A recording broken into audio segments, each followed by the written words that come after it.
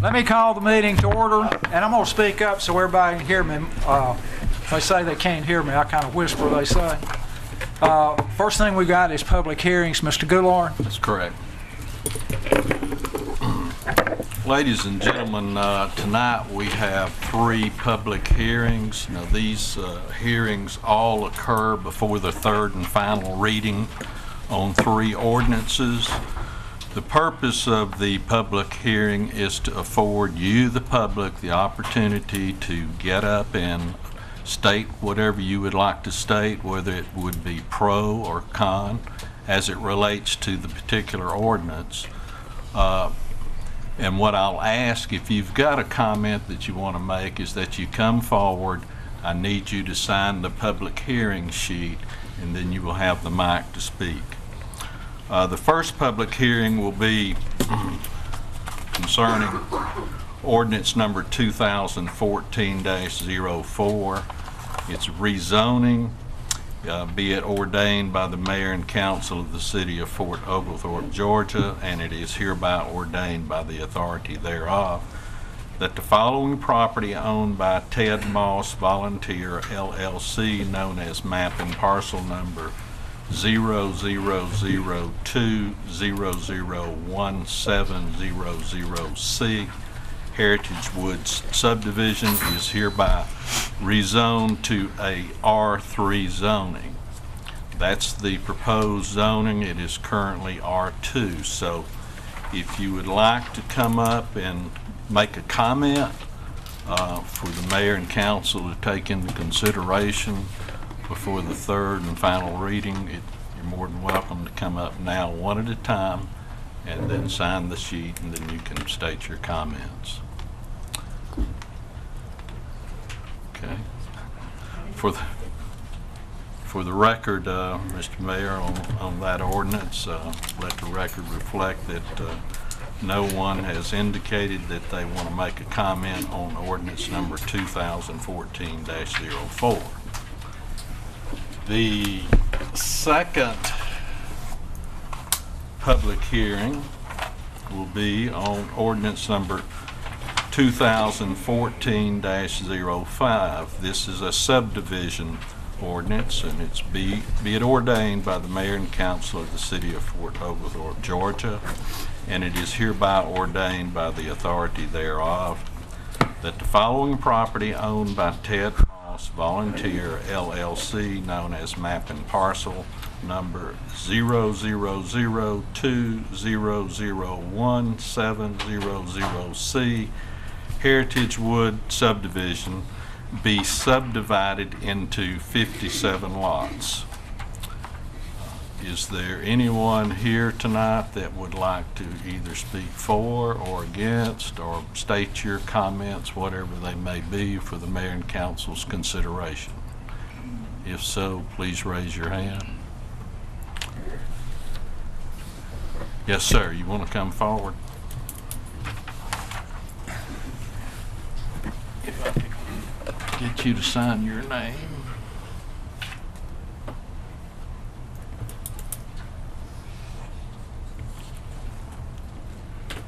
Thank you, sir.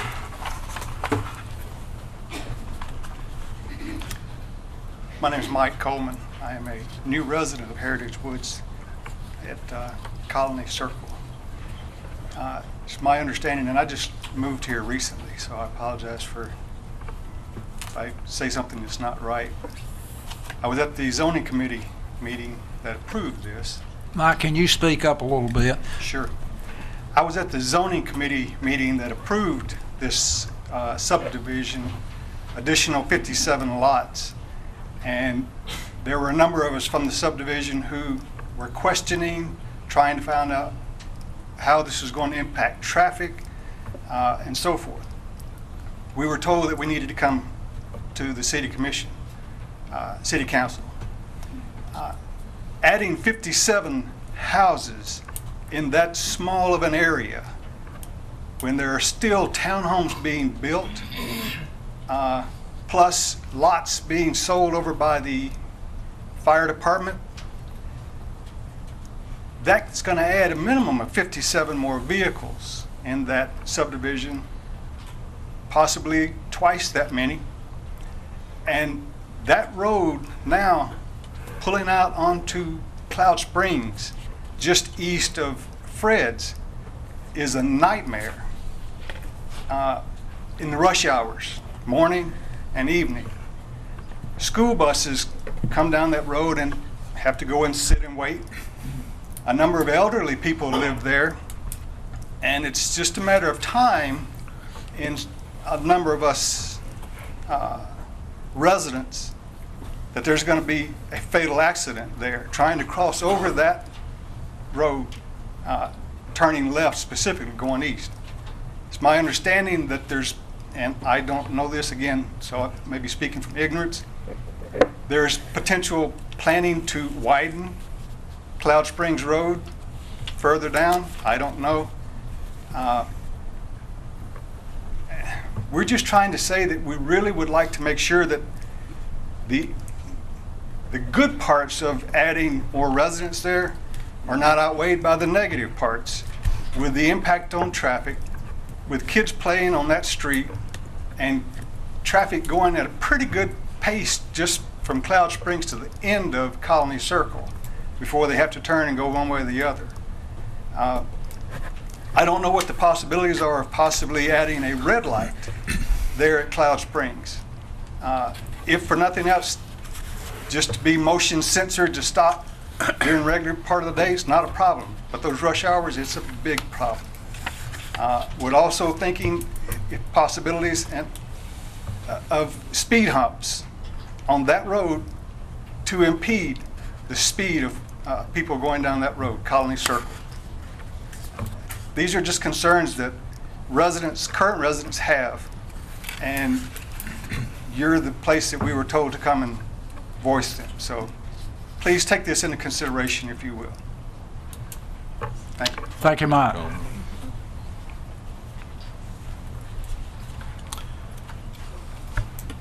Yes, sir. You want to come up, please, sir?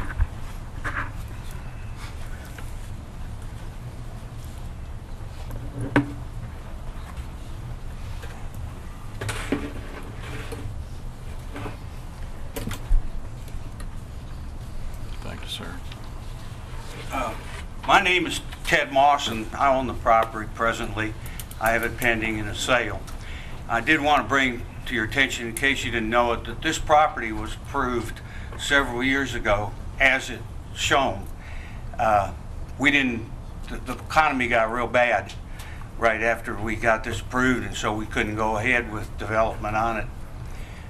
But since then, a new person has come into the picture I've sold it to, or selling it to, who's obviously holding me up here until he gets approval on rezoning it.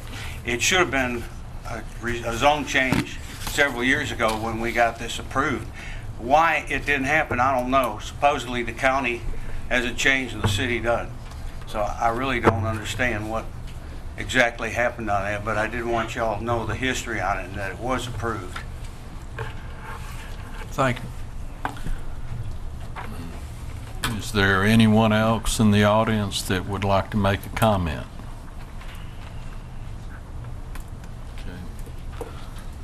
Let the record reflect that no one has indicated that they want to make a comment, or no additional comments.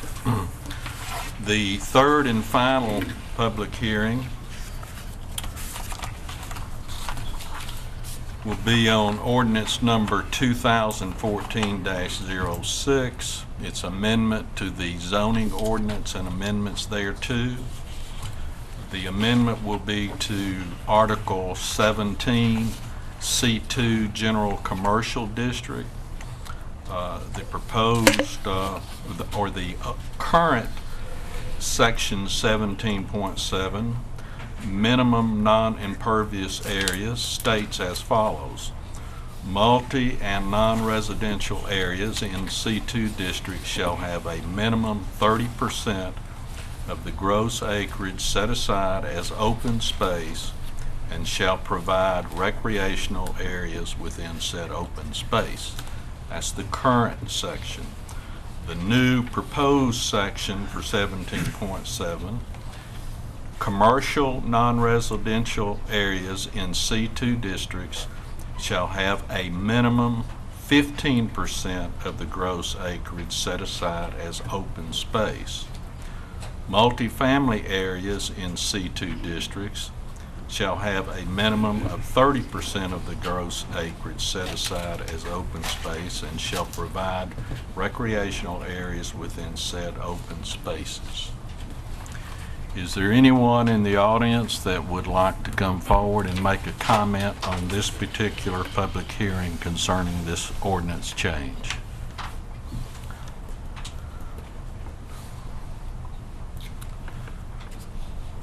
Let the records reflect that no one has indicated that they want to comment on this particular proposed ordinance change. And with that having been said, Mr. Mayor, I declare these 3 public hearings closed. Thank you, Mr. Goulart. Next time I'm going to call the regular scheduled meeting to order. Is there someone here that would like to do the invocation for us tonight?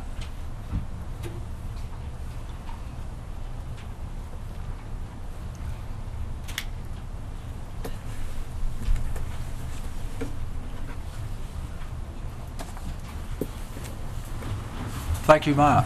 Thank you.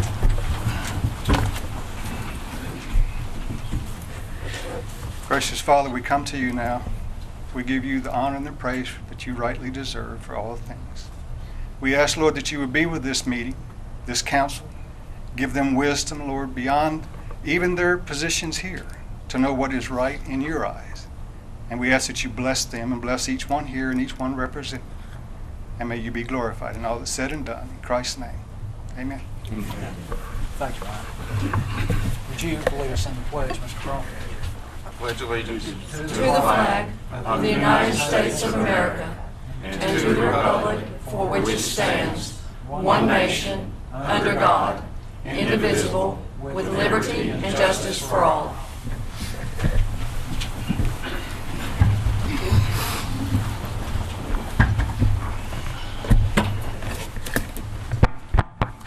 First of all, I'd like to welcome everybody here. We've got a good crowd tonight. I'm glad to see a good crowd here tonight.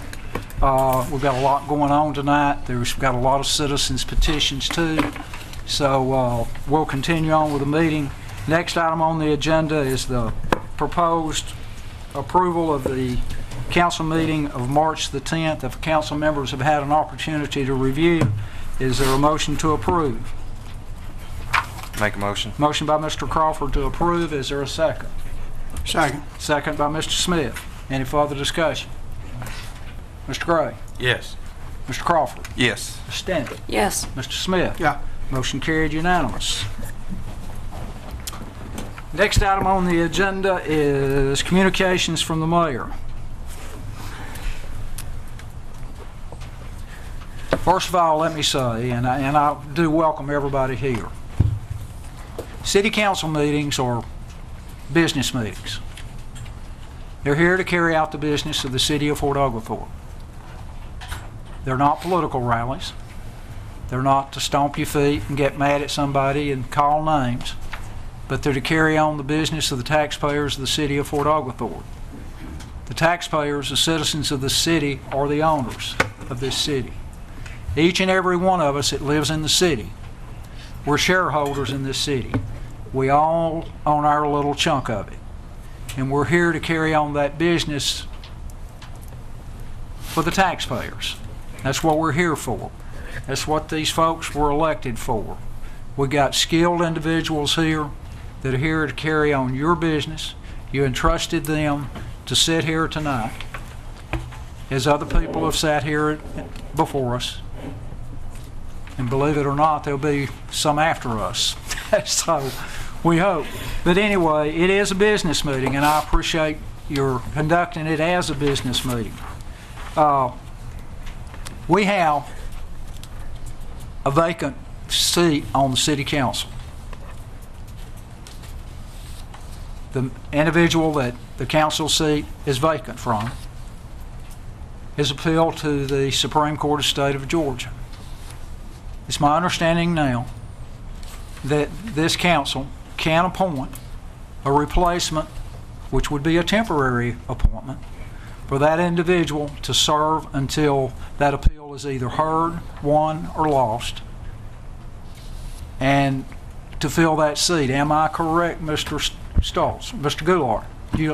That's correct. The governor signed the the changes in the charter last Thursday, and it would empower this council the authority to make that temporary appointment. And I would recommend that you try to do that as soon as possible, maybe the next meeting, and if you have individuals that are interested, that perhaps they notify City Hall of that interest, and perhaps you can fill that seat next week, or 2 weeks from now. Thank you, Mr. Goulart. I'm going to make another suggestion. I think citizens of this city, and we talked about the shareholders of this city a few minutes ago, they like to elect their city officials. They elected me. Some would like to unelect me, but 4 or 5 years ago they did elect me. And they do like to elect and do not like appointed people. If this council acts tonight, and I understand Miss Lucky, you are here, will you come up and explain to us the special election and what would happen in the event that this council chose to have a special election and let the citizens choose who that elected official would be?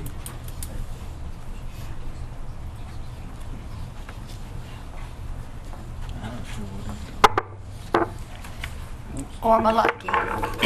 I'm election superintendent for the city of Fort Oglethrope. This is not my recommendation. I'm giving an explanation of what would happen. May the 20th is a primary, and we can have a special election called.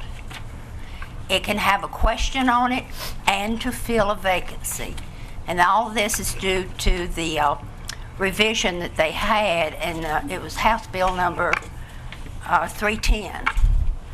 And that gave us the ability to have a question on the special election on May the 20th and fill a vacancy.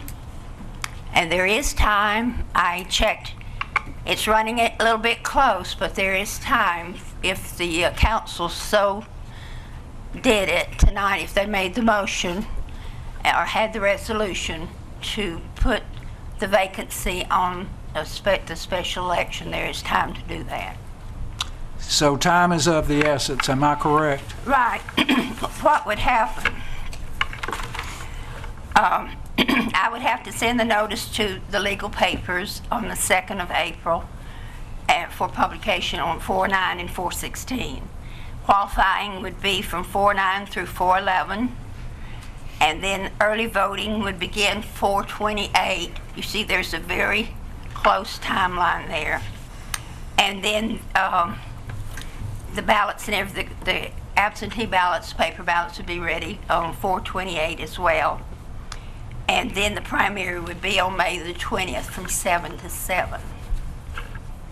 And then again, there's November, if you wanted to have the special election. This is not our year for our regular elections. You can call a special election in November for the very same thing, for a question or for to fill a vacancy. So there's 4 times a year you can call elections, am I correct? That's correct. And this is one of those 4? Yes, the primary, yes. Okay, thank you, Mrs. Lucky. If this council, and we've had 2 charter review committees, and I'll be brief. We had 2 charter review committees that made recommendations on the city charter, recommending amendments to the city charter. The state has chose to, Senator Mullis appointed a committee. The state has passed, state legislature has passed, and it has been signed into law. The charter revisions from that House Bill 1144, I believe, am I correct, Mr.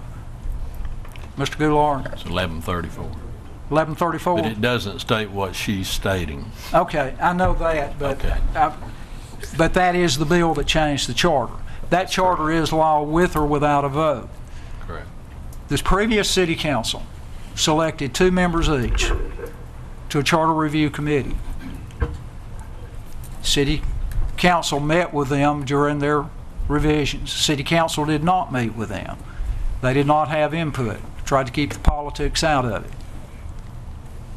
And the changes to this charter were minimal, very minimal. There are some very good things in here, in this charter that was voted by the state legislature. One is what we're talking about, to fill a vacant seat so you can have a full council. And we've had a vacant seat on this council since 11/27 of 12. I remember that day because it was my 50th wedding anniversary. So, but if this council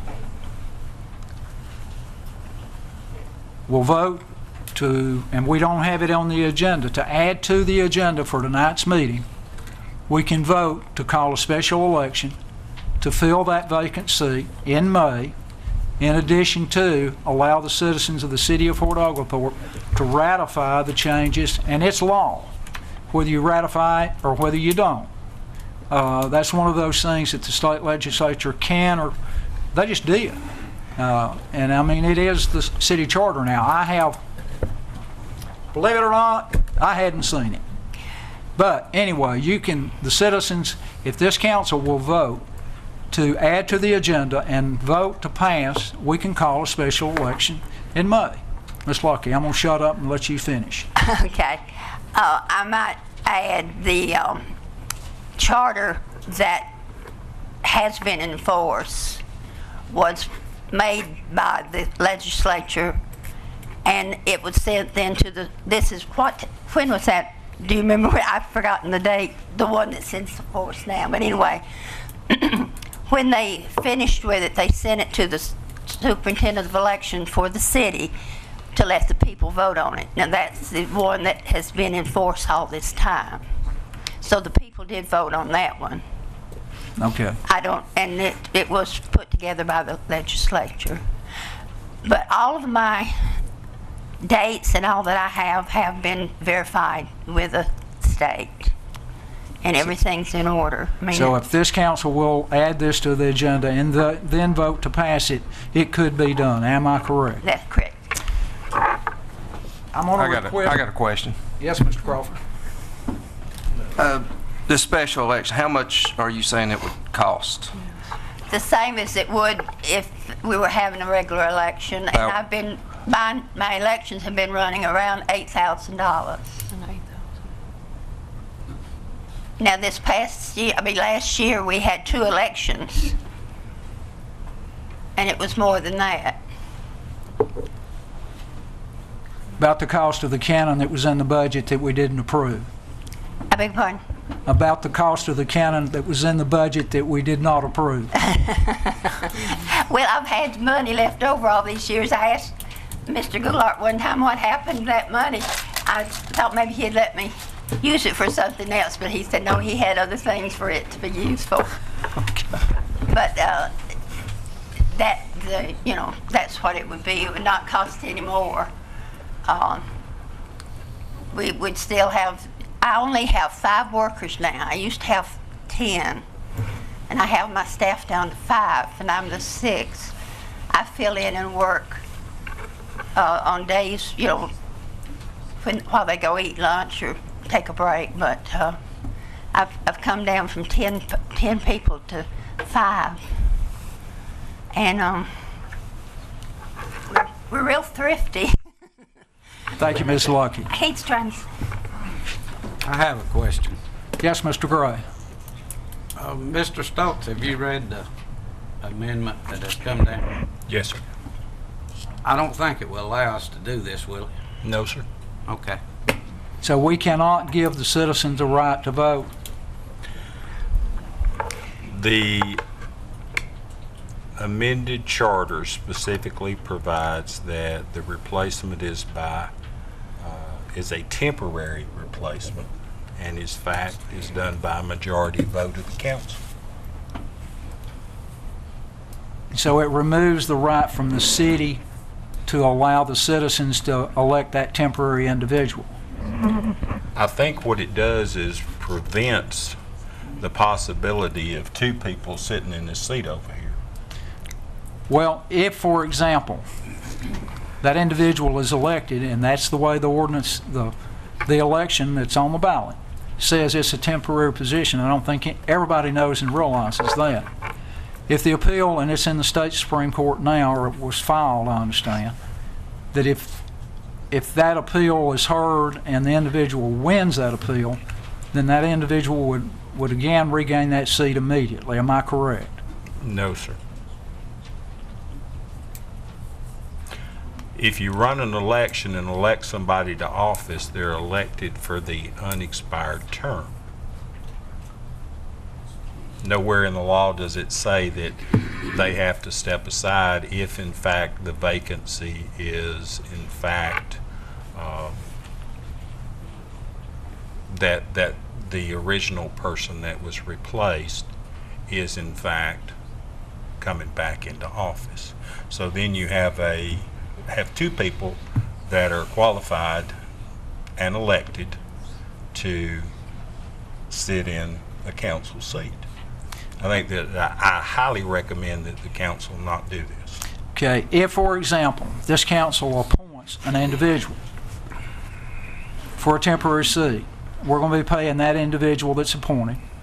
We're still going to be paying the individual that's out on appeal, and we're going to be paying fringes to both. Am I correct? I don't know. That would be up to the council to whether to continue to pay Well, whoever comes person in, who was removed. they're going to expect to get paid, I would think. I mean, how many are going to come up here and not get paid for it? And I'm sorry, I have a question. Did the charter not say that there was a period, a time period, that if it was less than a certain Says time? 12 months. 12 months or less, the council can appoint for the remainder of that term. Any other would be temporary, which That's would right. immediately, Okay. if So that appointment's made. Well, that sounds like two things are clashing there, from what he said and then what the charter said. But I know, Now, I don't understand the question, but I don't understand a lot of things, Ms. Lockheed. well, no, that was my question. Was there, if the time that she has been out of office is a certain limited time, it would have to be voted on. It's kind of ambiguous from the standpoint it says. And correct me if I'm wrong. And I hadn't seen this charter revision. I hadn't seen the one that was signed last Thursday. If, for example, there is an opening on this council with 12 months or less in that term of office, this council shall appoint that individual instead of having a special election. Any other time, if there is an appointment, that individual can be appointed. Now, what's real ambiguous in my mind, and I don't understand this, is if this council chooses to make an appointment for an individual for that vacant seat, a temporary seat, and the state Supreme Court denies and does not hear this appeal, well, that individual that's appointed, Mr. Stoltz, you'll have to answer this. If this council appoints an individual tonight, Betty Frecklebelly, for example, to serve until this appeal is heard, will that person that's appointed remain in office until the remainder of that seat expires, which would be a year and a half from now, or 2 years from now? Do you understand the question that I've asked? No. I think I do, Mr. Stoltz. Yes, sir. If it was less than a year, he would remain. If there was more than a year remaining on that term, you would have to have an election. Is that correct, Mr. Sherrod? I mean, Mr. Stoltz. That is correct. Charles, I done called your name again, bud. That is correct under item B. Yes, sir. That would be correct. You know, we got to do something to relax everybody here, and even you're smiling, so I'm glad to see that. Mayor, I've got a copy of it if you want to see it. Well, I haven't seen it yet, and so The key is the term. come up, come up to the podium.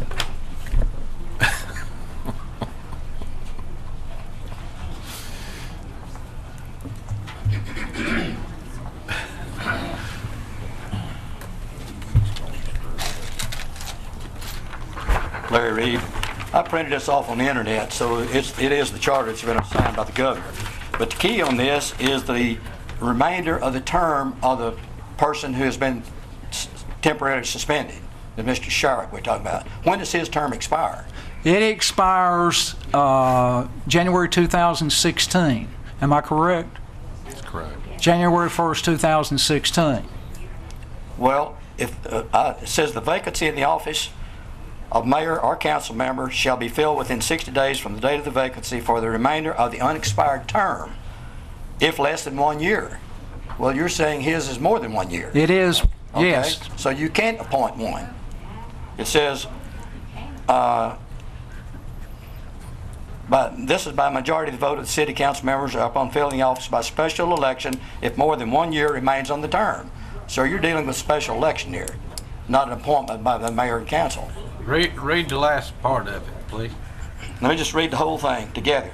A vacancy in the office of mayor or council member shall be filled within 60 days from the date of the vacancy for the remainder of the unexpired term if less than 1 year remains on the term by appointment of a majority vote of the city council members or upon filling the office by special election if more than 1 year remains on the term. Is that in its entirety? Keep reading. That's it right here. Keep reading B. Well, then B says, See. subsection Yeah. of this section shall apply to a temporary vacancy created by the suspension from office of the mayor or any council member and will be effective for the duration of the temporary vacancy as circumstances dictate. Should the suspension from office be appealed and reversed by court decision, the mayor or council member shall be restored to office on the effective date of such court decision, and the temporary assignment will no longer be effective. Right. Does that answer the question? I think it does. It doesn't answer it to me. I mean, I think your first statement, No, it's real clear. His term is more than 1 year. yes, it is. So you can't temporarily appoint somebody to fill that office. It's got to be by special election. Unless it was due to suspension. If you appoint somebody, it's got to be less than 1 year on the remaining term, and if the person suspended appeals and wins the appeal, the person you appointed is removed from office.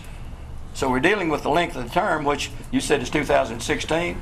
Well, So you're it's a you're special dealing election. with the length of the term, or you're dealing with at such time as there a ruling. That ruling could be next week, it could be next month, it could be 4 months. It doesn't. I don't Mr. think it pertains to the ruling. It pertains to the length of term of the person who's been suspended. There's a real simple way to come to a solution. I agree with what you say. What we need to do is get a legal opinion, because this is gray area. And can you get an opinion for us, Mr. You Stokes? got a legal. Your Honor, Mayor, the one thing that has been completely ignored is Section A. Section A. A is an of apple. this- A is an apple, which talks about why the position is vacant. I want to go back and read that. I've got that too, if you want to hear it. Read it. I'd really like to address the council, if you don't mind. That's fine. Go ahead. Okay. And the reason for that is all those reasons provided are not a temporary suspension. Okay? Those reasons are death, resignation, forfeiture of office, lack of qualifications, incompetence, neglect of duty, gross misconduct in reference to his duties, violations of the code of ethics, or occurrence or violation of Georgia law. That's why B comes into place. That's when B comes into place. Nowhere in there does it say temporary suspension. Temporary suspension is only addressed in subsection C. So you have to read the whole charter. You can't just read part of it and pick out what you want. So your opinion is this council can appoint a temporary replacement, Cannot hold an election cannot hold an election. to replace a temporary suspension. Now, would that temporary appointment go through December 31st of 2015 if, for example, the individual that's temporarily removed is not placed back on this council? It would continue until such time as a ruling from the Supreme Court of the state of Georgia either overrules Judge Wood's ruling or, in fact, affirms Judge Wood's ruling. If it's affirmed, then obviously that person is in fact removed, and that would make it subject to paragraph A, subparagraph A, which then would have a special election. Thank you. I think he's answered my question. Is it? Thank you. All right. Well, we've all learned something tonight. I certainly thank you, Mr. Reed. Okay. We now understand that. Ms. Lucky, we cannot have a special election. So, okay. Time to move on. Is there anything for executive session? No, sir. Good. We've aired our differences out here. No reason to go back. Zoning matters, we have none. Ordinances, third and final reading, 2014-1. Mr. Goodlard. Thank you. Well, at least we got everybody smiling tonight, so everybody's happy.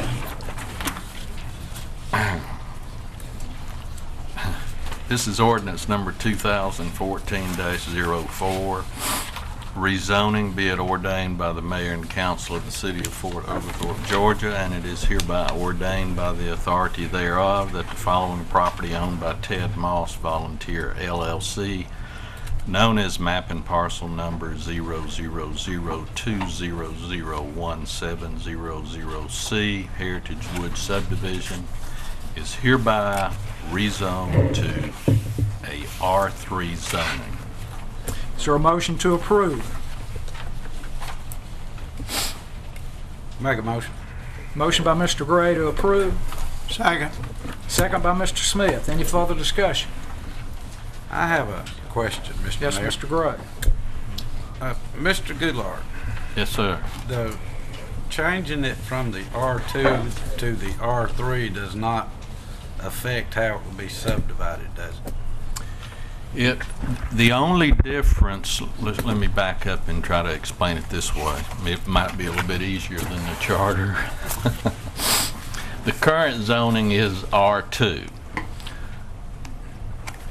Minimum lot size for residential R2 is 8,000 square feet minimum. It's proposed to be zoned to R3. The minimum lot size for R3 is 7,000.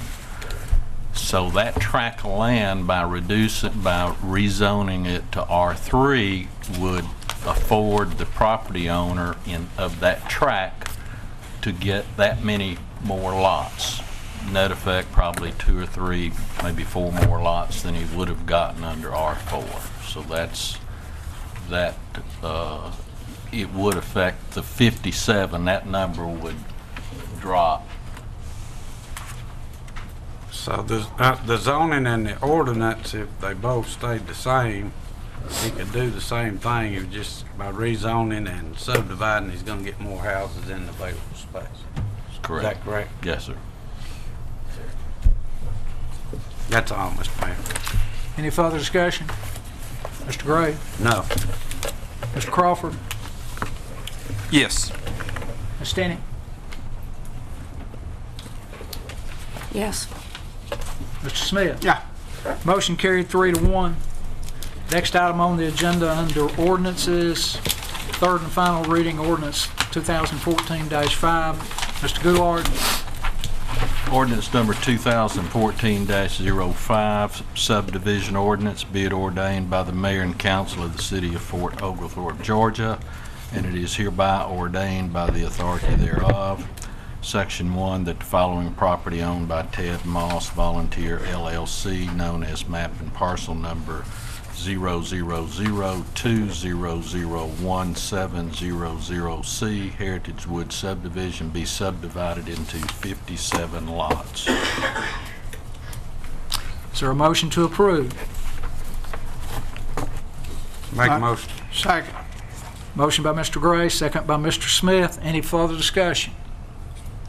Yeah, I'd like to just Mr. Crawford. I'd like to ask Mr. Goulart on this, if we could look at what one of our citizens was concerned about, maybe getting the traffic flow and looking at the increase, with this and seeing what measures we can accommodate.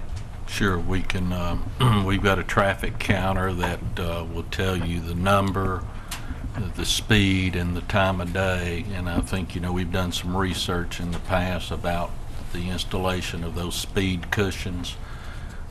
But yes, we could do that. And it is a problem. I'm aware of it because I drive on Cloud Springs a lot, especially in the morning, the school traffic. So we certainly, but I think the ultimate decision as far as installation of any kind of signal would be up to DOT.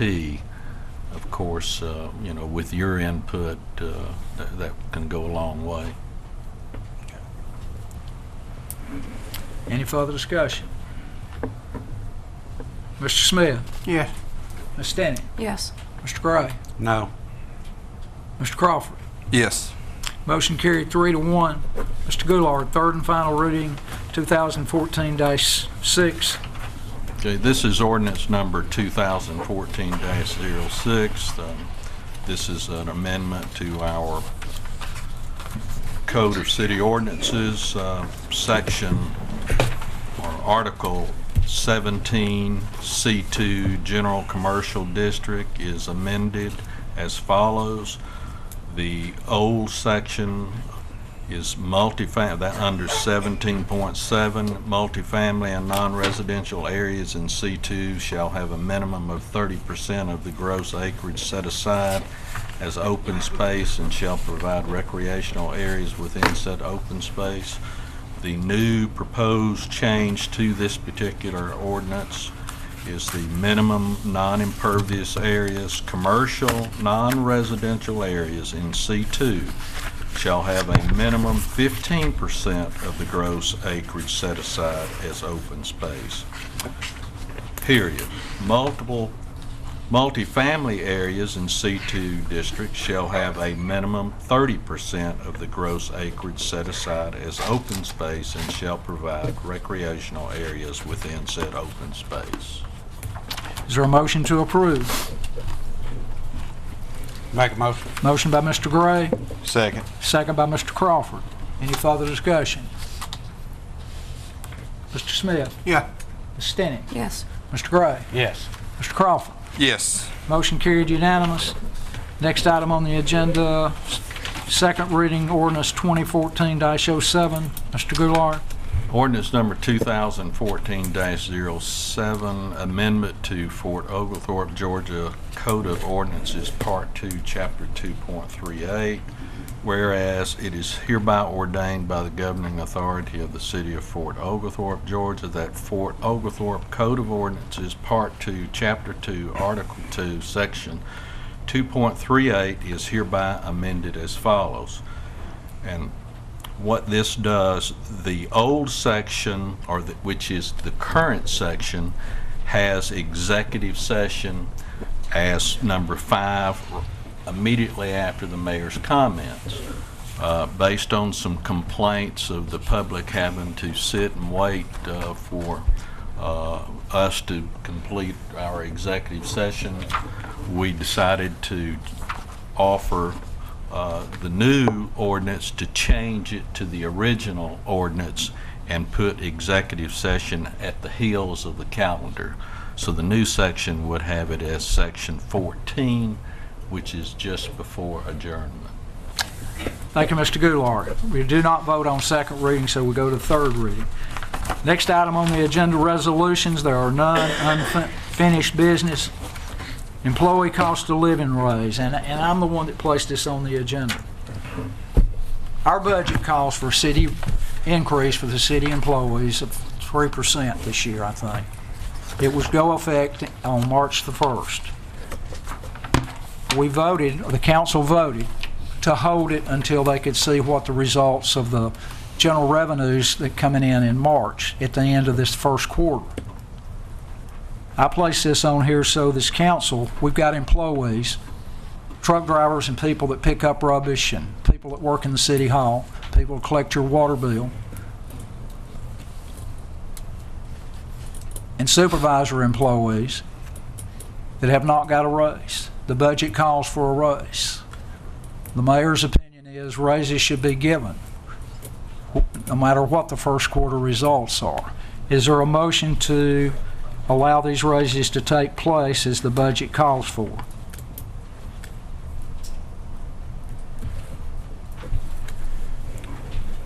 I make a motion to keep this tabled until we get the first quarter report like we had originally asked for. We have a motion to keep it tabled. Is there a second? Second. Second by Ms. Stinnett. Now we open the floor to discussion.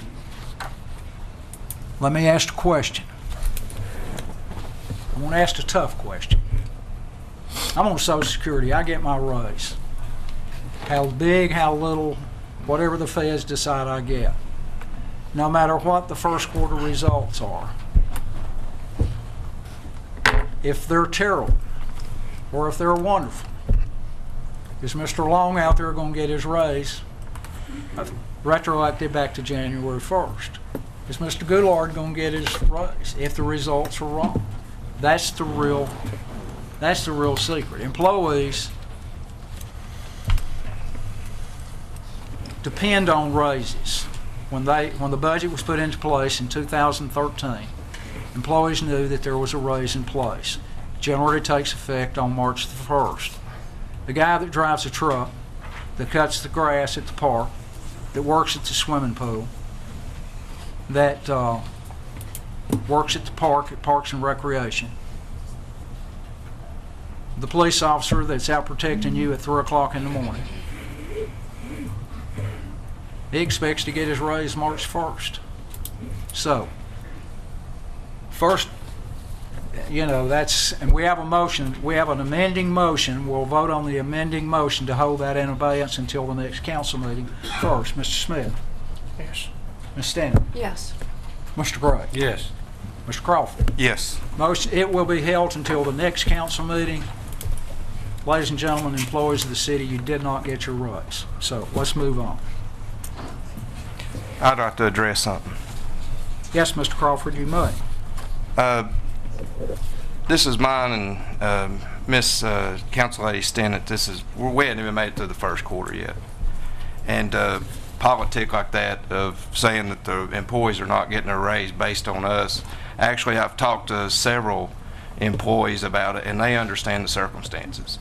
And as a business owner, raises are not automatic. When you got a budget and I know you budgeted in, but a budget, you can base a budget on any numbers.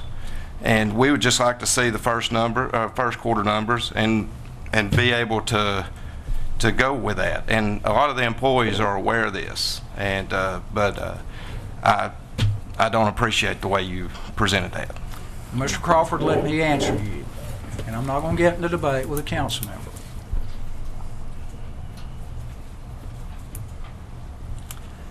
The budget took place in 2013.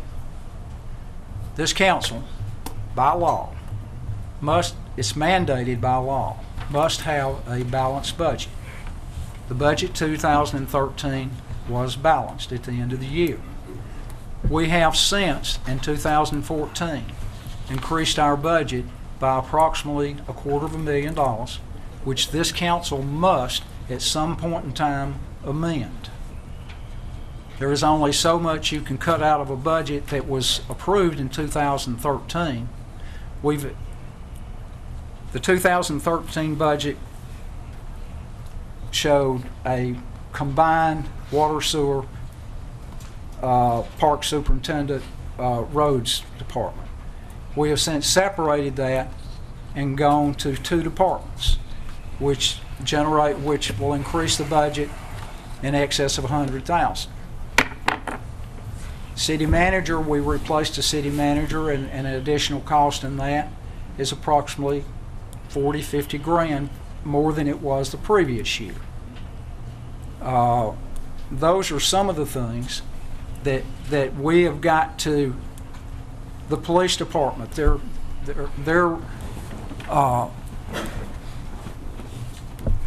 budget is going to have to be increased because of salaries from the previous budget that was began and adopted in 2013. So yes, Mr. Crawford, we will have to amend by law. The law mandates that we have a balanced budget. All right, it's time to move I on. say something, Mr. Mayor? Yes, Mr. Gray, you may. The 13 budget was amended, and you're right, we do have to have a balanced budget, but we had to take money out of reserves to balance that budget. And I think that these two new council people are showing very good stewardship on wanting to see the numbers for this first quarter. At no time has anybody said an employee's not going to get a raise. That's all I got to say. They didn't get the raise on March the 1st as the budget called for. Mr. Goulart, you look like you want to say something. I did, and to their defense, and I, you know, it was on the agenda, and I should have presented all of you with the numbers that I had to date. But in their defense, it was my understanding to be prepared with the first quarter numbers, and I fully intend to do that. And I'll have the first quarter, but obviously you did not have the benefit of those numbers as we speak tonight. So I will take the blame for that. I would have the first 2 months, but not the first 3. So in their defense, it was their understanding that it was going to be the first quarter, and then they would give the raise. And they all acknowledged that everyone would like to have a raise, but they want to see the numbers, and for good reason. So, and I apologize, and I take the blame for not having it in your package, the numbers up to today. Thank you, Mr. Goulart. Yes, sir. It's time to move on. Under new business, the charter mandates that at the first regular scheduled meeting, this council shall appoint. Doesn't say you will or you might or you could. It said you shall appoint a mayor pro tem. It's on the agenda again. It's been on since the first meeting in January 2013 that we appoint a mayor pro tem. We have not done so. Is there a motion to appoint a mayor pro tem? If I could interrupt, Yes, Mr. Stark. we did appoint a mayor pro tem. It was voted on. It was Councilman Smith. He resigned.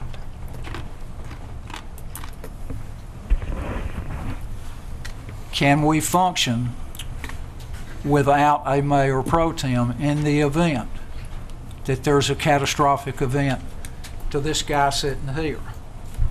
We shall have a mayor pro tem. The charter, if I interpret it properly, says you shall elect, and if the man resigns, you shall elect another mayor pro tem. A normal, prudent person would perceive that to be the law. Am I correct? You're correct that the council may hold another election to elect a mayor pro tem, but I didn't want it to reflect, these minutes to reflect that a mayor pro tem wasn't elected. He was. Okay. You said, and you've got one word in here that the charter doesn't use, M-A-Y. The charter says S-H-A-L-L, shall. Shall is a very strong word. It means you will. And we have not. And it says you shall at the first meeting, which we did. You have to, just like the charter, you have to read the whole thing. You just can't pick a part of it. It says we shall elect a mayor pro tem at the first meeting. We did. Now, if you want the council to elect do another election, then that's fine. You can do that. You can make that motion. But the fact of the matter is we've already done it. We can do it again if you so desire. It's on the agenda to do so, but I don't vote. The mayor can't make a motion nor vote. So the mayor cannot appoint. Now, if the mayor's not here, there's nobody to preside over a meeting, and we have mass confusion like we had in January of 2012. And I think Mayor- Mr. Smith is aware of that confusion. Mayor, as you know, the charter provides that if in fact the mayor pro tem and the mayor are not here, the council elects one of its members to act as a presiding officer. So there's a safeguard there. You said another word in there. If the mayor and the mayor pro tem, we don't have a mayor pro tem. If the mayor is not present, it's my opinion that if we do not have a mayor pro tem, that we would in fact elect one of the members as the presiding officer as the charter directs. Which you would have to do to continue the meeting on. Okay, now let's get to another scenario. If, for example, we have no mayor pro tem, this mayor gets hit by a tank, who's going to sign the documents of this city? I just signed a grant application as we came in. The mayor is the one that signs that. In his absence, the mayor pro tem would. Would the presiding officer at that point then sign that document? Yes, sir. That was a fast answer. All right, it's time to move on. Reappoint appeals board members. How many do we have to appoint? Do we have three? Three. Is there a motion? And we can do these by groups if there's not a problem with the council. I make a motion to reappoint Ken Dodd, Clarence Crump, and Brian Malone. Second. Let's have a motion and a second. Mr. Gray? Yes. Mr. Crawford? Yes. Ms. Stinnett? Yes. Mr. Smith? Yeah. Motion carried. Next item on the agenda, approval for LFO Open Day Ball Season Ceremonies and Parade. Jeff? Yes, Mayor and Council, thank you. I'm here representing the Recreation Association. Most of their boards got other commitments. They're on the ball fields tonight, and they wanted to invite the mayor, council, city manager, city attorney, everyone. April the 5th will be the opening ceremonies for the age groups from ages 3 to 12 years old. Be there on Barnhart Circle, and also invite all the public. And they would like to ask permission to hold their opening day ceremony parade. They do annually. It starts at Kmart, leaves out there at 9 a.m. and goes up and around the circle, and then they will introduce all the teams out on the field there and have some different ceremonial things, and then they'll be having ball games all day throughout the day and different activities for the kids, and just ask for the approval for the parade. Is there a motion for approval of the parade? Make a motion. Motion by Ms. Stinnett. Second. Second by Mr. Gray. Any further discussion? Mr. Crawford? Yes. Mr. Gray? Yes. Ms. Stinnett? Yes. Mr. Smith? Yeah. Motion carried. There will be a parade. Thank you. Next item on the agenda, approval for a new garage door installation at City Hall. Yes, this is for back in the old gymnasium that was here at the complex when it was the Greenleaf Center. That's not being used. It's been used for storage and all. I think the function is now converting over to use it as evidence room for the police department, where they're in a separate building. A lot of their recovered items that they have waiting for court and all the confiscated items. And this would be a 12 by 12 garage door that would be installed in the side of the building there to where they could back in vehicles. If they have cars confiscated and they need to search them, they can have a rollback, back them up and set them and go through and do their investigation on them and all. And we got called for several different companies. I think there's about 5 or 6 companies called. We've got 2 that actually submitted bids on this, and it was complete turnkey job, hauling off their debris and everything. First one was Evans Exteriors Doors. Their bid price was $7,400, and the second one was King Door. That's $7,825, and asking for the approval for Evans Door. Okay, for the $7,400 bid, is that correct? Yes. Okay. Is there a motion? Make a motion. Motion by Mr. Smith, Second. second by Mr. Gray. Any further discussion? Mr. Crawford? Yes. Mr. Gray? Yes. Ms. Stenning? Yes. Mr. Smith? Yeah. Motion carried. You have a door. Thank you. Next item on the agenda, multifamily unit permit resolution, so we can take a good look at the ordinance on apartments. Is there a motion?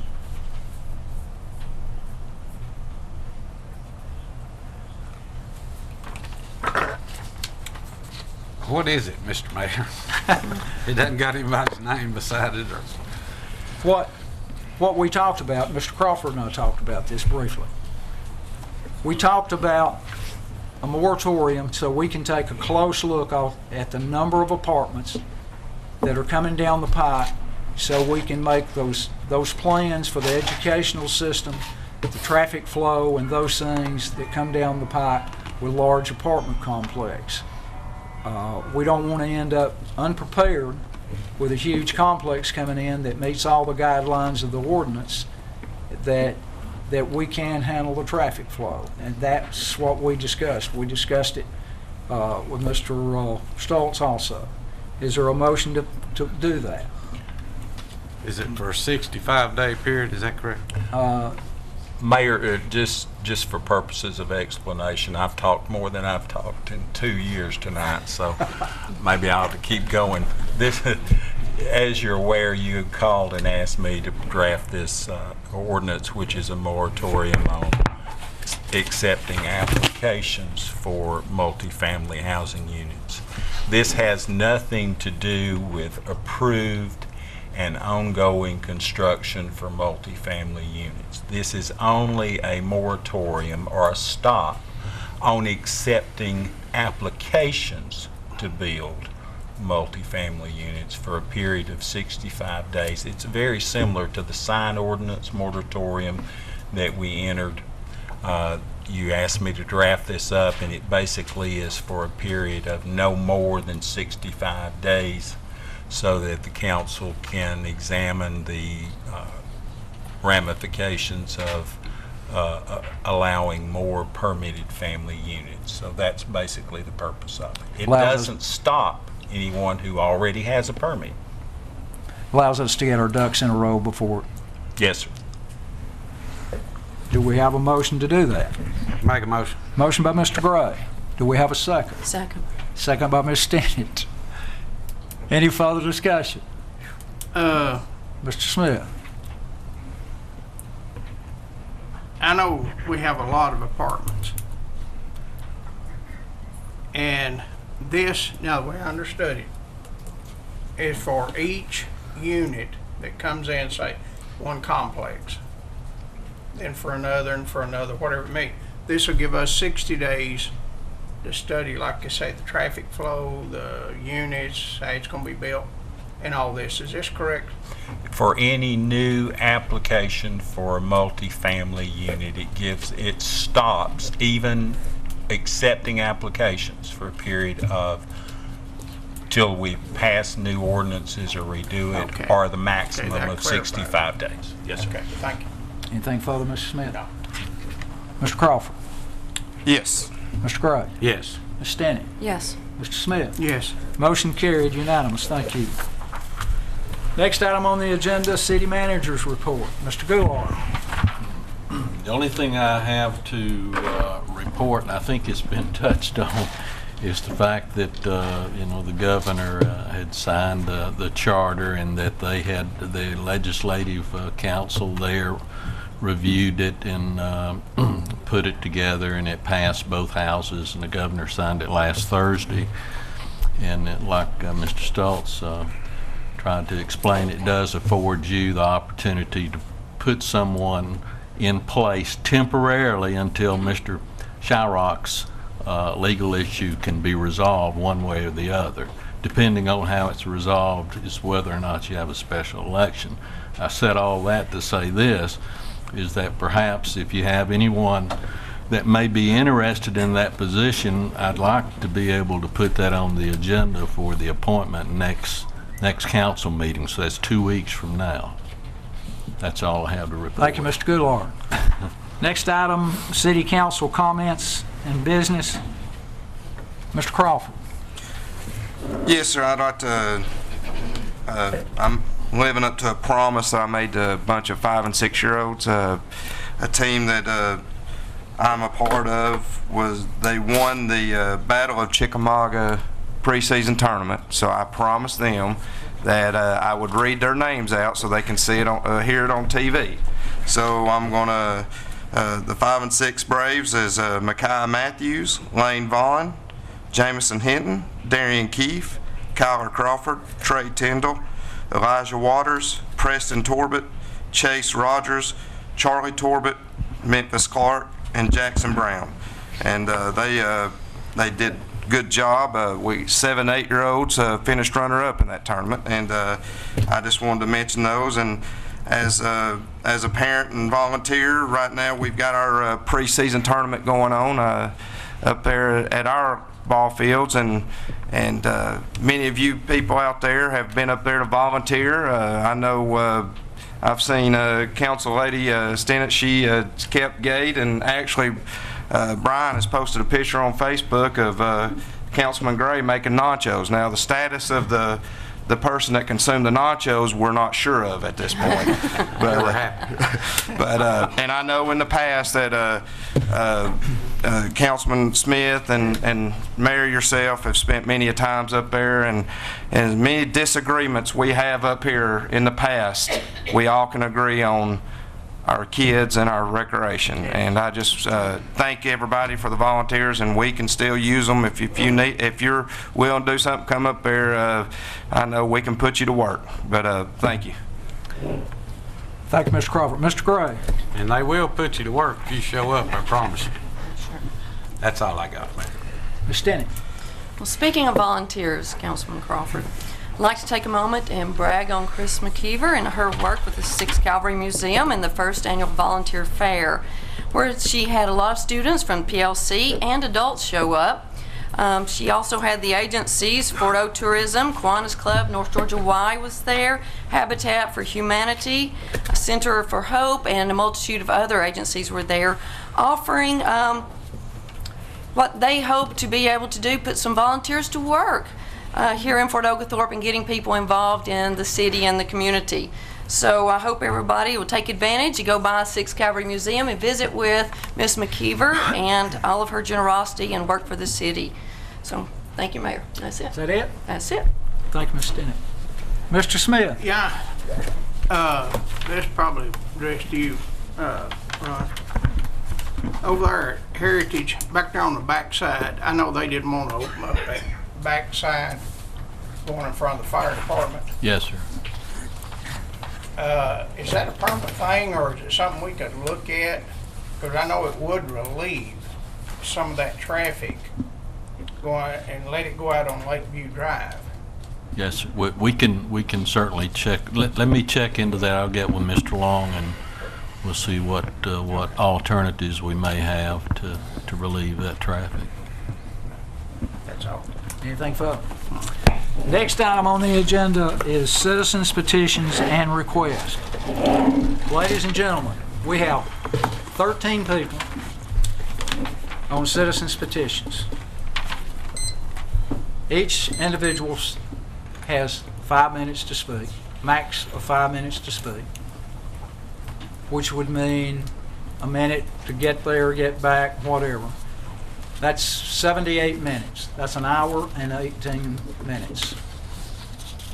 Let's take a 15-minute recess, then we'll come back and we'll go through citizens petitions so everybody can be relaxed and come back and have a great hour and 18 minutes. So we'll take a 15-minute recess. We'll be back here at 5 minutes to 11. Let's call the meeting back to order.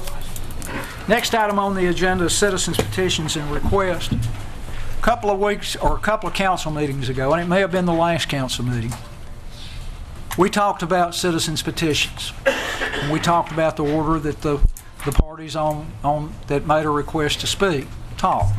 And we talked about the reality that we may go from back to front, front to back, and whatever. This was several meetings ago, so that nobody got blindsided or hit by surprise or anything like this. I ran this by the city attorney yesterday or today, I believe. So what we're going to do today, in the fairness to the people that apply, that sign up for citizens petitions, we're going to go from the back to the front instead of the front to the back. So Mr. Cooper, number 13, you will be first today. Mr. Cooper, you got the floor. And citizens petitions are 5 minutes. They will address the council and not the audience.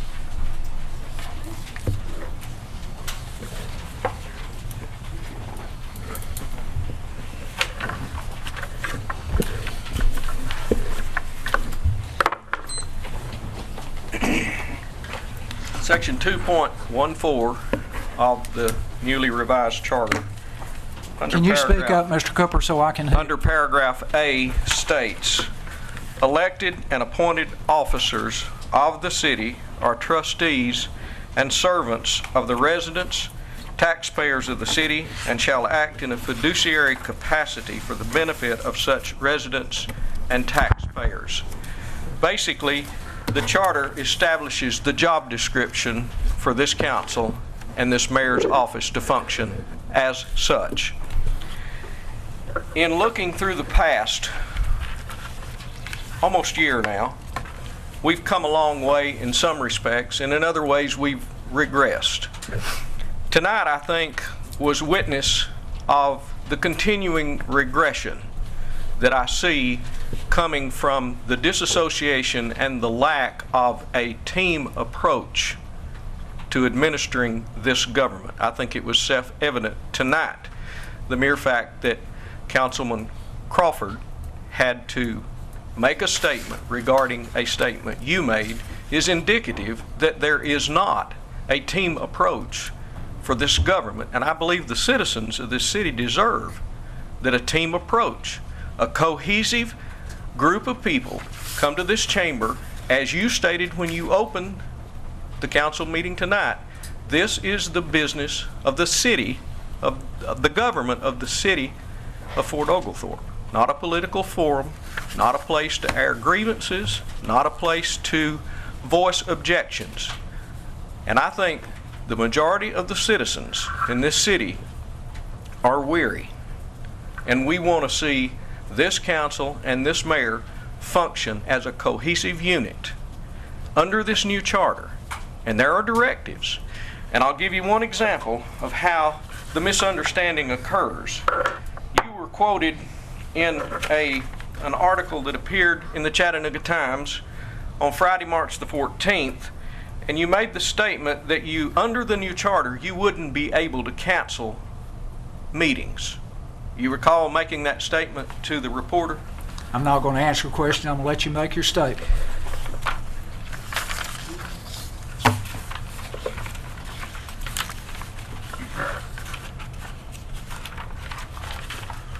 Under the new charter, section 2.32, duties of the mayor, paragraph 6, have the power to call or cancel a meeting with approval of 3 council members. What I want to encourage you and this council to do is work together. I'd like to see an encouragement that when statements are made that are misleading, that there is some form of correction so that the citizens of this city don't get the wrong message that the new charter says you can't cancel a meeting. You, in fact, can cancel a meeting. You have that power. It's just been modified from the way it was in the previous charter. And part of the reason that this exists is because there were complaints. We heard them at the public meeting up at LFO when our Charter Review Committee was asking the citizens for input. One of the primary things that was stated to us at that time was that we get clearer identification of what the roles and responsibilities from this council and this mayor's office would be, and that some of the special meetings that were called throughout last year would be curtailed, or at least brought into the context of what the special meeting was really to be called for. So I would encourage everyone sitting on this council and you, the mayor, to work together. Let's resolve this and let's move along. As you said many times tonight, let's move along. I would encourage you to do that. Thank you. Thank you, Mr. Cooper. Next person, Louise Stinnett, City Concerns.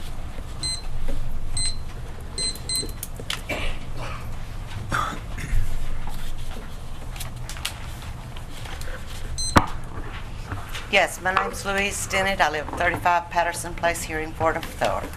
Got a statement to read. I am a citizen of Fort Oglethrope, Louise, Georgia. can you speak up a little so I can get into the mic? I am a citizen of Fort Oglethrope, Georgia, and have been for most of my life. I volunteer at schools, ball fields, church, fundraisers, and anywhere else where I'm needed. Here is where the love of my life passed away. His untimely death seems to have caused a domino effect, and that some people want to continue to hurt and tarnish our name. If there was a reason for this, I might try to understand, but it's not. There's not a reason. It's people that are troubled and have malicious intentions. These people want to inflict pain on my family for no reason. My family and I love this town and feel very lucky to have lived here. Until now, until this time, we're tired of the backstabbing, gossip, and hurt from people. Lots of these people are not even citizens of our city. What do you want? Is it because of where that I live? I love it. I've been on the waiting list for a long time because of Eddie's first heart attack. I felt that I needed to plan ahead in case something happened. I knew I could not keep the house we lived in for many reasons. Why can you not let the wounds of Eddie's death heal? We never caused hurt or pain to anybody. Gossip and backstabbing, it's a disease that I have found many people have in this area. People I thought were my friends are saying things about my family that are not true. My daughter loves what she does. She is an asset to this community.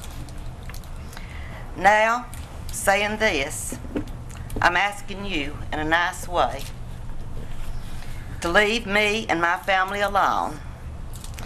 Respect us as we do you. Stop the gossip. Understand we only want the best for our city. Let the wounds heal.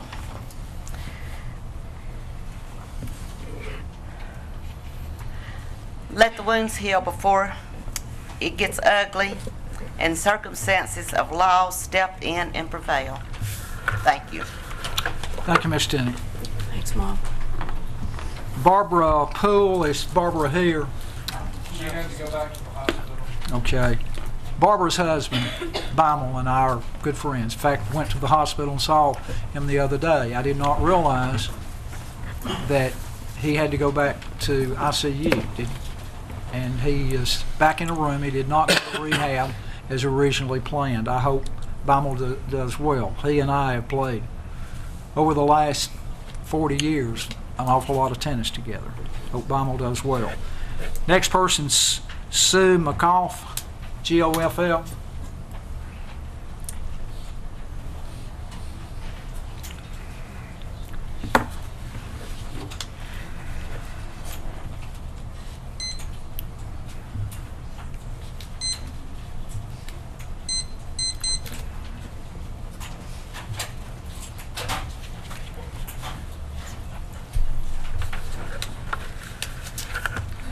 I live at 5 Patterson Place and was so happy to move here 3 years ago.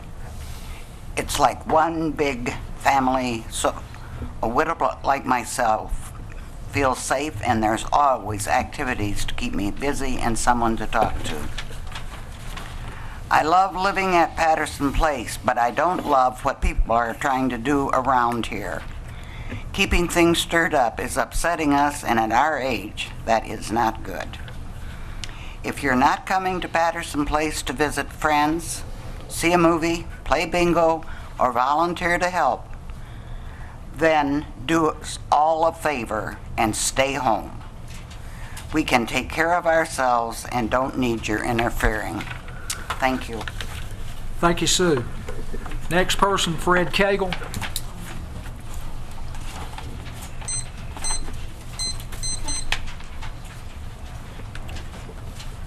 Fred, identify yourself for the record so we get it on the recorder when you come up. Yes, I know. Thank you. My name is Fred Cagle. I am a resident of Fort Oglethrope, and I have worked in Fort Oglethrope before I retired 35, 40 years. And I love the city of Fort Oglethrope.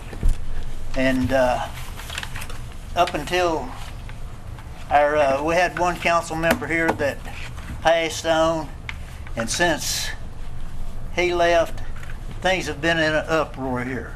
It's been everybody. It's not just it's the council, the city, the whole thing, working against each other.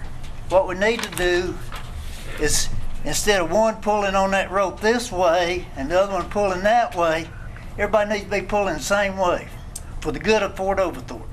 Because this is a beautiful city, and wonderful things could be done here if everybody would just work together and quit worrying about trying to get even from what happened yesterday. And like I say, I love my city, I love the people in it, and I hope to be here many more years, but I would like to see some changes made. Thank you. Thank you, Fred. Hope you're here many more years, too. Next person, Pat Medeiros. Pat? Pat is sick. She's not here. Linda Duncan.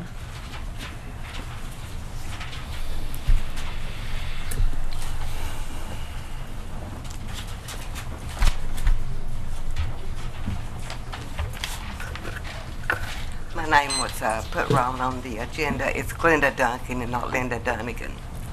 Can you speak up a little louder so I can... My name was placed wrong on the agenda. It's Glenda Duncan, not Linda Dunnigan. I'm sorry. Can I hear it again? I can speak up. My name is Glenda Duncan. My name was placed wrong on the agenda as Linda Dunnigan. Okay. D-U-N-G-A-N? Yeah. Okay. I am a lifelong resident of Fort Oglethrope and the Lakeview area. Presently, I reside at Patterson Place. Currently, the FBI, or I'll spell it out, Fort Oglethrope Busybody Investigators, are implying there is something amiss at Patterson Place and Post Homes. And they deem it necessary to demand over and over to view open documents, and for what? What are they looking for? Is this open season for the 103 residents of Patterson Place and Post Homes, or are there 3 individuals that are being targeted? Thank you, Mr. Mayor. Thank you, Glenda. Next person, Ron Hodges, the Charter. Ron? Skipped one, Lindy. Did I skip one? Oh, Gary Barley, I'm sorry. I'm sorry. Don't get a ball bat, I'm sorry. I don't need a ball bat. You might. I don't know. My name's Gary Barley. I'm the son of Augusta Barley and her caretaker since she had her stroke. And my concern is I've been in this city for 53 years, less the time I spent in the military, okay? And it's quite obvious that there's a witch hunt going on by individuals through our open records requesting request that is costing me and these other taxpayers major dollars through city employees' salaries, paper, ink, wear and tear on their equipment, etc., which I feel is nothing more than a vendetta because of people's choice that was made last November. It's also my feeling that our tax dollars should be used in a more productive and positive manner for the future development of our city. Now, as a tax-paying citizen, by the way, I pay taxes on 2 houses. By tax-paying citizen here in Fort Oglethorpe, my question is there not anything we can do or that can be done about this blatant vendetta and misuse or abuse of my tax dollar? Thank you. Thank you, Gary. I apologize for missing you a minute ago. No, too late. Ron Hodges.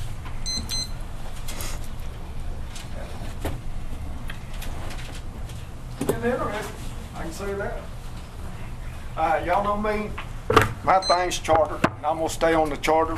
I think this is about the last time I'll be on the charter, but I want to stay on it one more time, and just a little bit.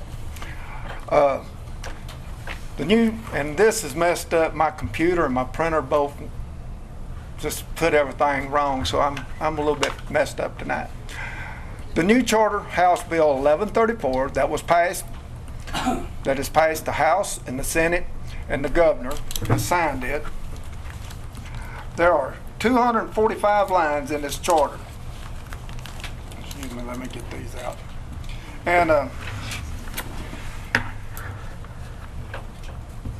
this charter that we got back is not what was sent down by Senator Mullis's committee, the Fort Oglethorpe committee, or the original charter. It's not one of these threes, and if it's not, where's the representation for this city, for our residents? If we didn't send it down there, who did? This thing has got 245 lines in it. I want to go through the 245 lines. Out of the 245 lines that's in this charter, the revisions to this charter, excuse me. Like I said, this is messed up. All of them but 74 are in our city ordinances, word for word, all the way down through it. That shouldn't be in the charter period because we've got them in city ordinances, and if you want to know the city ordinances, I can give you every one of the city ordinances that covers all of these. But that only leaves 74 lines that's left in the revisions, and out of the 74 lines, 29 of them are just stating, list the sections or referring to the changes or the approvals, and that brings it down up to 200 lines, so there's only 45 left to be changed, period. Out of that, 11 lines was out of the old charter, 16 lines total was out of Senator Mullis's charter, and the rest was 18 lines. And these 18 lines is where I've got a problem.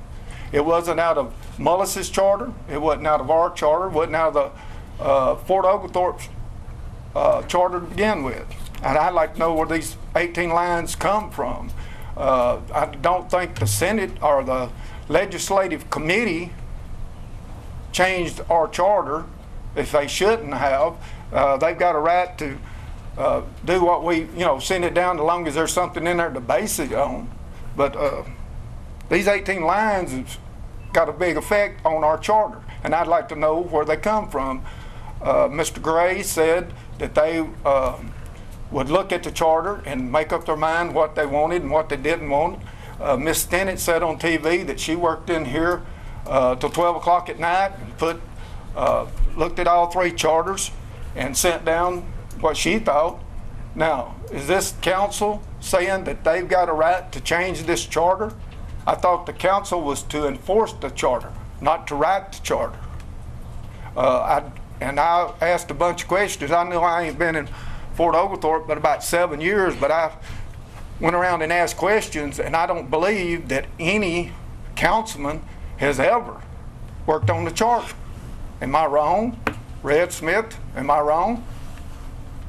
I don't know off the top of my head. Well, can y'all think, you was one on the 1996 charter. Wasn't on the council then. Yeah, that's what I'm talking about. Was there anybody on the council working on that charter then? Not that I remember. I could be wrong, but I don't remember. And I don't think there's ever been, from the people I asked that knows people all the way back, there's never been anybody on the council that worked on the charter. Am I wrong in stating that the council enforces the charter and not writes it? My question on that is, if when we have an election, our next election comes up and there's 3 people that's voted in, if it changes the structure of power, if they decide, wait a minute, I don't like this charter, are they going to be able to just turn around and change it to their benefit? This just don't seem right. And like I said, 18 lines of it and all the rest of it is gone. Thank you. Thank you, Mr. Hodges. Yes, sir. Next person, Arlene Walker. Update on the charter, grievance, and questions on same.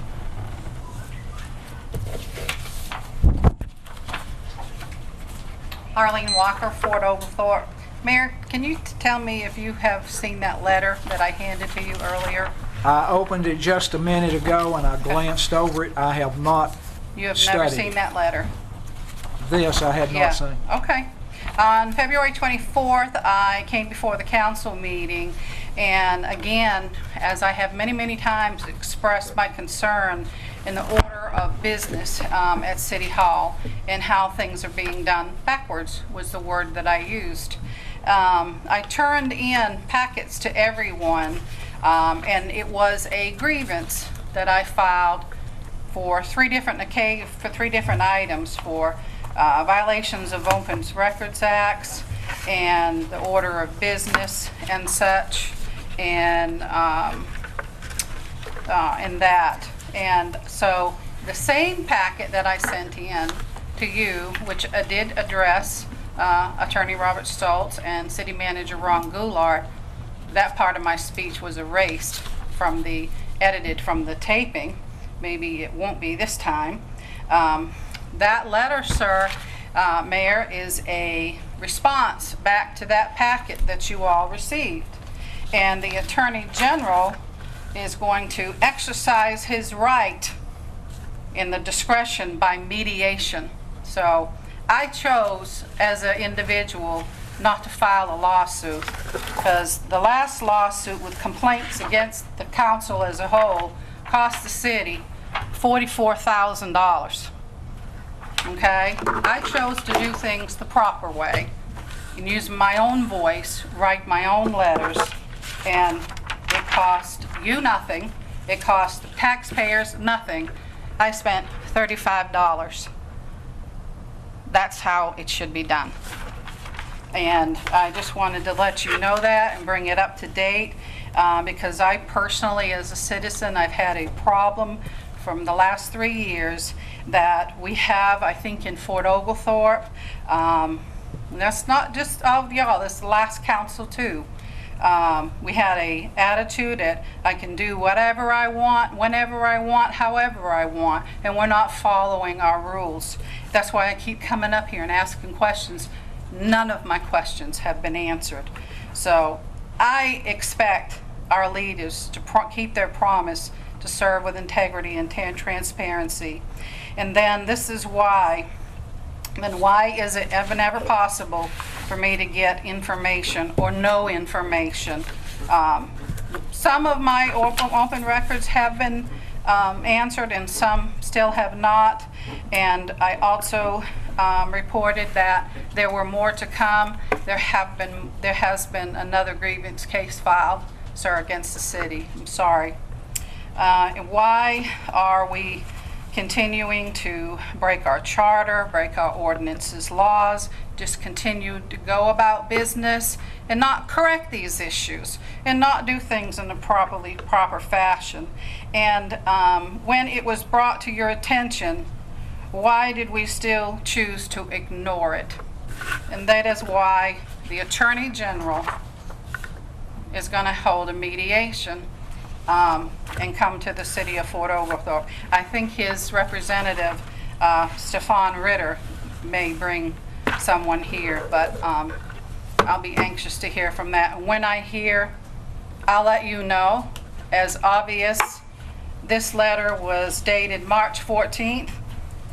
You have never seen it. Have not. You, sir, the mayor of the town, should know what's going on in this city. That's why I gave you a copy of it. So I'll be sure to keep you updated. So anyways, there's no need for lawsuits. Like, as I stated before, we're all adults. We can all sit down across the table. We can all come to an agreement and not cost anybody anything. Mostly the taxpayers. Because all these lawsuits, the taxpayers are going to wind up paying for it one way or another. One of two ways. We're either going to have our taxes increased because the money's not in the budget for lawsuits, or we're going to lose services. That's not fair to us. So, if you have a problem, write to your representatives. If you have a problem and you come here and no one answers it, file a grievance. $36. Didn't cost anybody anything, but we're going to hear back from the Attorney General. Thank you. Thank you, Ms. Walker. I'd like to say something. Mr. Crawford. Miss Walker, I've, right there, whatever. I just wanted to address something. Like I said, I haven't even made a first quarter being a city councilman. I've actually went to my newly elected class 3 weeks ago. And I'm not going to sit here and say I'm not going to make a mistake. And I'm not going to say that I'm not going to make future mistakes. But I will admit to my mistakes. But when you've been up here, what, 3 of the last 4 meetings, and you've stood up here. And as my grandmother always said, if you point fingers, 3 fingers are usually pointing right back at you. And on several occasions up here, you have mentioned, referenced one time as a charter has died because it wasn't put in time to the state. It wasn't turned in time to the state and it died, which is false. And another time you mentioned that it died as like a second at the January the 27th meeting just because on the Senate floor, which is false. And then on one of your agreements, you, in a letter that you write, you says it was announced by the mayor during a city council meeting on 1/13, the charter by the Fort Oglethorpe City Council members appointed committee would be on the agenda for the next council meeting, which is true, even though it should have been on the 1/13 agenda based on previous city council meeting, which would be the December 17th meeting. They had to table it to the fact that the city attorney did not advertise this properly on the Catoosa County level. Well, that's false, because if you go back to your minutes, Robbie Stoltz asked and he recommended be tabled, but actually they went ahead and voted. The city appointed council, or the charter committee, the council that appointed those, and it died 3-1. Okay, may I reply? Yes. Okay. I disagree with 2 of your analogies. One, Mr. Stoltz did admit that he failed and apologized that he failed to advertise it correctly. And on the charter, Senator Mullis's committee charter, 38 pages, something like that, is not the charter we're seeing on the website today. It's totally 8 different pages. It's not even the same entity. It's a separate entity. So how is a citizen able to go on to the government website, find out what is going on in our city that's going to affect us for any length of time? I'm not doubting that. What I'm doubting is you made false statements. When you're up here and you're at that place, it deceiving the citizens of Fort Oglethorpe. That is bad. I mean, no, that is. And if you bring in true statements, you can get on to me, and I'll tell you, I'll make mistakes. And if you tell me, I'll try to fix them. And if we're not following the charter, I will try to fix them. I mean, we had a telephone conversation twice, and one time you called me and said the city charter had already went through. But it was the city of Chickamauga after I made a phone call to the state. It wasn't the city of Fort Oglethorpe, it was the city of Chickamauga. All I'm asking is if when we come up here and make anybody, not just you, I'm not trying to pick on you, but anybody comes up here with problems, I think we need to address them, but let's have evidence to back them up. I do have evidence. Okay. I do have evidence. Okay. Because I recorded our conversation. Okay, good. That's fine. Thank you. And the resolution that I was talking about, not the charter, the resolution did not go through. It was not the same. The resolution ended and died on December 31st. The charter that was presented originally, that was left at one time in the office, in between the two times we filed for open records to get our hands on it so we could delve in and dissect what we would be up against as citizens for new charter laws for this city, okay, is not the charter that's on the website today. It went from, and don't quit, 38 pages, I may be wrong, but it went from 38 pages to 8 pages. That's a whole lot of laws and information not put in with the 8 pages, and that's why I questioned it. I have no problem with that. Okay. All right. Thank you, Ms. Walker. Next person, Sue Long, Director of the Fort Oglethorpe Housing Authority, reference to open records request for Fort Oglethorpe Housing Authority and city government. Sue. She's not here. She's volunteering. She's what? She's the ball field. She's at the ball field, not here. Next person, Phyllis Williams, letter of open records and open meetings and questions about them. Mr. Mayor, Council, my name is Phyllis Williams, and I don't live in the city of Fort Oglethorpe, but I do live in Catoosa County. And someone gave me a letter because I've been known to go to all kinds of meetings. I don't care what they are. And I went to a meeting at Patterson Place on March the 4th, me and 2 other ladies. And we were met outside by the chairman, and he promptly told us that we could not go in. More than once he told us we were not going in. And he said, we're a closed meeting for employees. And I asked him, I said, a closed meeting, when you go in, you have to come out. And he said, no, I don't. I'm not the city. Well, when you go into a closed meeting, he must still be in there because it's about a month later and he wouldn't let us in. So, yes, I have asked minutes for a lot of things. But actually, the federal government gives me the right to do so. And I do it a lot. And I do it because I'm very interested in what goes on in this whole county, not just Catoosa County in the county, but everywhere. And I just wondered why that man would lock us out when the city attorney had written a letter to them on July the 28th advising them to be more forthcoming with open minutes, open records, and let people ask questions on agendas.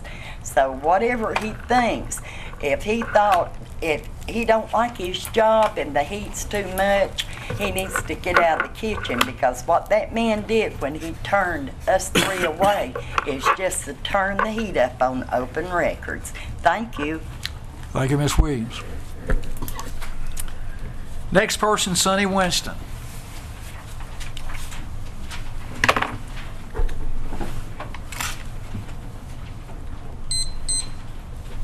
In reference to insurance.